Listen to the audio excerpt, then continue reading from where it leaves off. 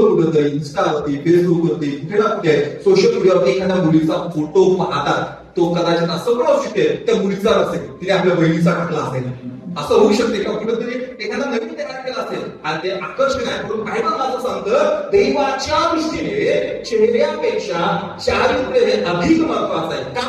कारण चारित्र्य हा आपला खरा चेहरा चांगला बनवण्यासाठी केवळ 40 मिनिटं लागतात, मात्र चांगले चारित्र्य निर्माण करण्यासाठी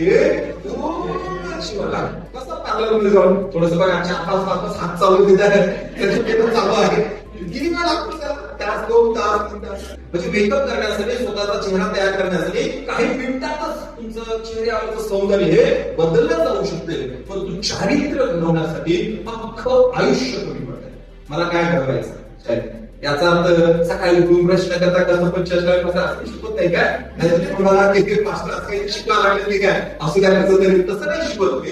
लक्ष द्या, व्यवस्थित चेहरा स्वच्छ करा, चेहरा नीटनेटका ठेवा. पण त्यापेक्षा सगळ्यात जास्त महत्वाचं आहे ते आपलं काय? चारित्र्य महत्वाचं. चारित्र्य 0 असेल आणि मेकअपला 99 मार्क्स असतील किंवा 100 मार्क्स त्याला असेल, दॅट वोंट, ते तसं चालत नाही. परमेश्वर आपल्या चेहऱ्याकडे पाहतोच, कारण की आपण त्याच्या प्रतिरूपाचे. तर सगळ्यात महत्वाचं आहे माझं चारित्र्य घडणे महत्वाचं आहे.